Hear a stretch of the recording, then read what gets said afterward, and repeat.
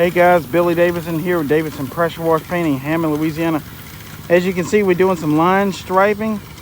Beautiful, beautiful Sunday afternoon. Couldn't ask for some better weather. This is very pleasant. Winds blowing. It's mid to high 70s, I guess, right now. So we're enjoying our work doing this parking line striping. Everything's dialed in perfectly. Machines blowing paint as it was designed, thank God. Sometimes these things can be a little annoying trying to get calibrated in, but sometimes you just got to know how to finesse with that thing, and then you get it dialed in, then leave it alone after that. So we hope this video finds you well, as usual.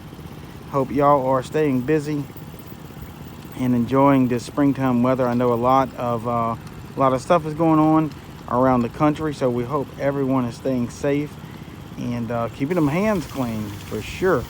They say that's the key. Keep your hands clean and kind of keep that distance from each of everyone. That's something a little unusual. We've having some odd conversations here lately, standing 6 to 8 to 10 feet apart and all of that. It's kind of weird, but we're getting used to it.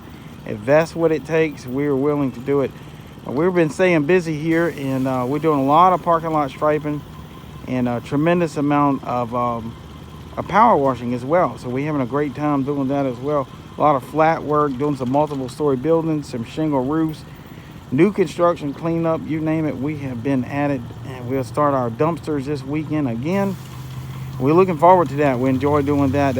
We're not stuck in one spot very long. It's 15-20 minutes and we're moving on to somewhere else. So the guys enjoy that constant motion, and I do as well. It's gives us some time in between jobs to talk about what's went wrong, what's went right, what we might want to change, things of that sort. And we're always trying to refine our techniques and tactics, trying to get them as sharp as possible. I always say, hey, you've got to keep your knife sharp at all times. So guys, I know some of y'all out there do not like being on the truck with your guys, and you know, that's understandable. I prefer to be out in the field for the most part. I will occasionally sit back and let them have at it, but for the most part, I like being out there at least for a little while.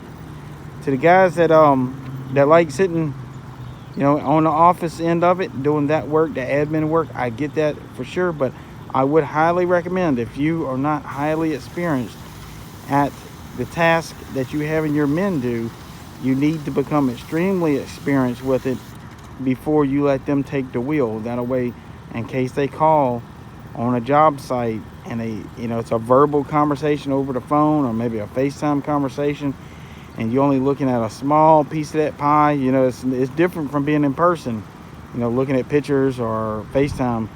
So the more of an expert you are, you can correct those issues and have your guys learn from those issues and be much, much more efficient.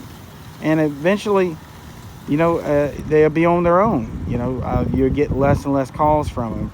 Now, if you don't know that end of the business, if you know how to push the paperwork and collect the checks and cash the checks and do the marketing, that's great. But also, you need to learn the hands-on. Come out here and get your hands dirty, get your feet wet, learn about it, know what your guys are going through. That way, if there's an issue, you've been there, done that. You know, it could be frustrating. They tired, they may be hungry. You could, you know, be sympathetic to their position. So it's a good thing to be out in the field, and then every now and then go out in the field with them and keep that training. You may develop better techniques watching them at times, you know, just sitting back watching them, correcting things. And I'm the type of guy, I don't want my guys to overwork themselves. I'll tell them, hey, look, if you're going to walk 600 or 700 feet back to the truck, let's make that a productive walk.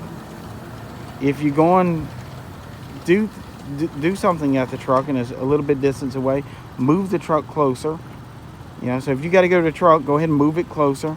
That way the next guy that has to go to the truck for a tool or something, they don't have to walk that 600 or 700 feet and then carry 5 gallons of paint back, which weighs 100 pounds or, you know, or whatever it weighs, or they don't have to carry something back to you so far. Just trying to little things to maximize your workday. If you can save 10-15 steps here and there, imagine what that does at the end of the day. You're shaving off probably thousands of steps and dozens and dozens of minutes wasted doing things that you shouldn't have to do if you just be a little bit more planned about it. So, you know, that's just something I want to lay out there for y'all. If y'all have any ideas of how y'all keep yourself and your crew productive, feel free to leave a comment below. I would like to look at some of those and see what you all are doing. I am always open to new ideas.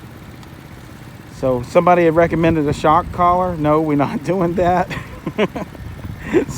Somebody I was on the phone with a couple weeks ago, they was talking about their guys running around in circles out there. Something goes wrong, and so the crap hits the fan. They don't know what to do. He says he can't get him a shock collar. I couldn't help it. But no, not a shock collar. So don't leave that in the comments. But anyway, if y'all need my help, if y'all want some training on this stuff right here, one-on-one personal training, get in touch with me. I have some videos. We can talk on the phone about it as well. My phone number is 985-345-0778. I'll say that again. Sometimes I get to saying it too fast.